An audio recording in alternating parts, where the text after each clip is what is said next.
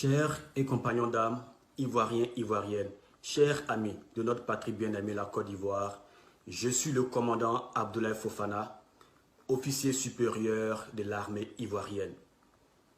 Je voudrais m'adresser solennellement et respectueusement au chef suprême des armées, le président Alassane Ouattara, à propos d'une très grave dérive que j'ai le devoir de relever en ce jour afin que nul ne l'ignore. En effet, le président Ouattara a pris l'initiative de convoquer récemment, dans une réunion spéciale, les généraux de notre armée et les ex-comzones des forces nouvelles, pour leur confier sa candidature illégale à l'élection présidentielle 2020 et leur remettre des fausses sommes d'argent ayant pour but de les corrompre. Je proteste vigoureusement contre la distribution de centaines de millions aux généraux de l'armée et notamment aux ex-comzones. Tous ces individus qui se permettent de rouler sur l'or pendant que la base de notre armée est laissée pour compte font honte à l'éthique républicaine de la nation ivoirienne. Monsieur le Président de la République, chef suprême des armées, je suis un acteur de la crise post-électorale des années 2000 et celle de 2011. Je constate malheureusement la similitude des germes qui ont provoqué ces crises post-électorales terribles avec ce qui se passe en cette année 2020 en Côte d'Ivoire. On peut en effet percevoir la crispation et la frayeur des populations aux approches des élections. La mise en QRF de 400 gendarmes à la disposition du commandant supérieur de la gendarmerie. L'envoi à ces jours des derniers recrues à Kandje et qui seront mises à la disposition des unités commando après formation. Ce qui me fait rappeler mon histoire, car j'y suis aussi passé dans les années 2000 et je fus mis à la disposition de feu lieutenant Bokayapi aux approches des périodes électorales. Tout ce tohu-bohu, pour moi, est un déjà vu dans les années 2000 et 2010-2011. Est-ce qu'une armée républicaine doit être ainsi manipulée? L'armée doit être au service de la nation et non au service d'un individu déterminé à violer la Constitution pour être candidat à un troisième mandat, alors que selon l'article 55 de notre Constitution, nul n'a droit à plus de 2 mandats à la tête de l'État. En donnant 100 millions et 50 millions aux généraux et aux officiers supérieurs, vous intronisez la corruption dans l'armée. Monsieur le Président, et vous divisez l'armée entre les privilégiés et la majorité des laissés pour compte. Que vont donc faire les soldats qui n'ont rien reçu? Que vont donc faire les soldats à qui vous avez promis une villa à chacun depuis plusieurs années et qui n'ont toujours pas reçu le toit promis?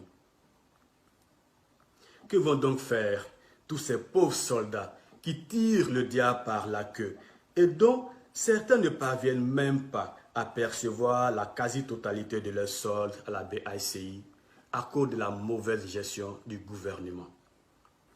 Savez-vous, Monsieur le Président, que les soldats dans nos casernes peinent à percevoir la ration normale? Savez-vous, Monsieur le Président, chef suprême des armées, que les commissariats de police ne perçoivent que 10 litres de gasoil pour la patrouille de 24 heures?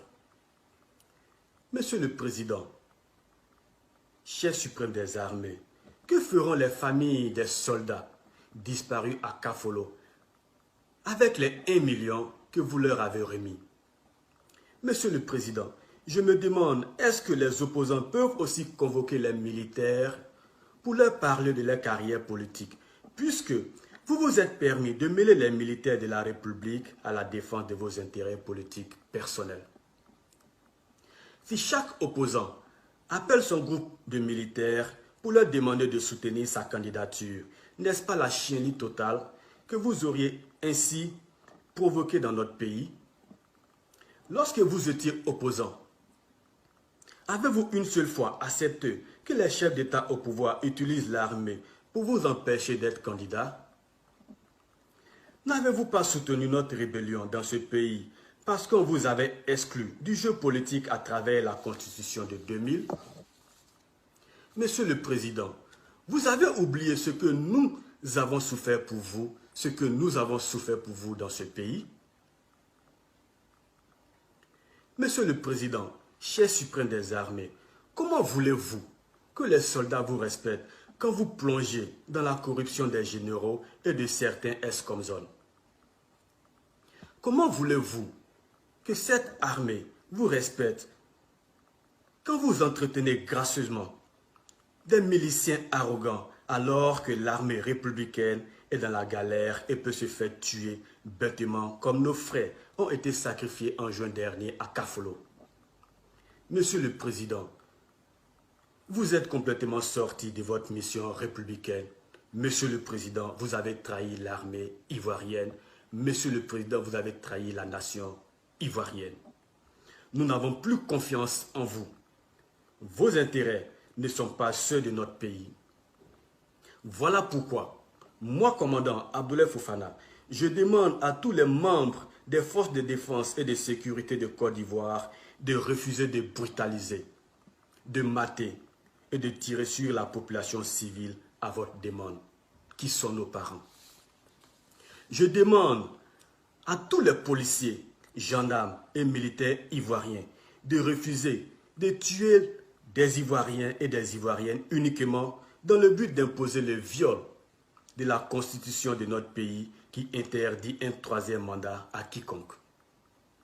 Oui, je demande à nos soldats de s'inspirer de l'exemple des Égyptiens, des Algériens, de toutes les armées habitées par l'honneur et la fidélité au peuple, qui ont refusé de tuer des civils aux mains nues revendiquant la liberté, le droit constitutionnel. L'armée ivoirienne doit protéger le peuple ivoirien. L'armée ivoirienne doit protéger la loi. L'armée ivoirienne doit respecter la loi. L'armée ivoirienne doit refuser de servir la guerre du régime RHDP contre le peuple ivoirien. L'armée ivoirienne doit garantir la paix, la justice, la liberté, la dignité de toutes les personnes vivant sur le sol ivoirien. Soyons dignes, soyons courageux, soyons inébranlables. J'attire l'attention de mes ancêtres, de mes anciens, de mes promotionnaires et de mes subalternes, que notre règlement militaire nous dit ceci, et je cite: « Aucun soldat n'est obligé d'exécuter un ordre donné par son supérieur si cet ordre engage sa responsabilité pénale. » Je répète, aucun soldat n'est obligé d'exécuter un ordre donné par son supérieur si cet ordre engage sa responsabilité pénale.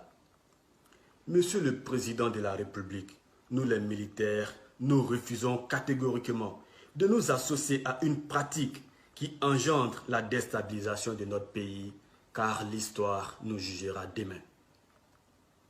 Le rôle de l'armée est de défendre l'intégrité du territoire national face aux agressions extérieures, tout en assurant aussi la paix à l'intérieur des frontières.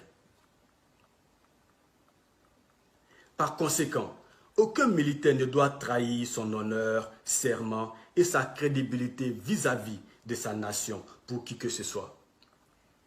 Car son objectif premier est de servir et protéger son peuple sans distinction de race, région, origine, ethnie et religion.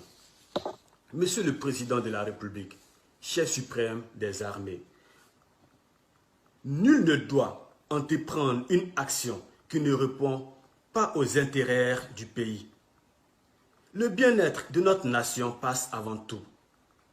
Monsieur le Président, nous sommes bien sans ignorer que vous avez la possibilité, à partir de votre résidence, de vous rendre au Bima, à Assini et au Ghana, en passant par la lagune.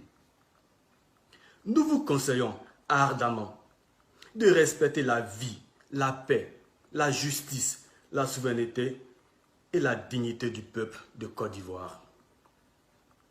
Avant de mettre un terme à mon intervention, comme par rituel, je salue mon père spirituel, je salue le général, mes devoirs, mon général. Je salue l'armée ivoirienne, je salue le vaillant peuple ivoirien. Bonne fête de l'indépendance à la nation ivoirienne. Vive la République, vive la Côte d'Ivoire. Commandant Fofana Abdoulaye. À bientôt.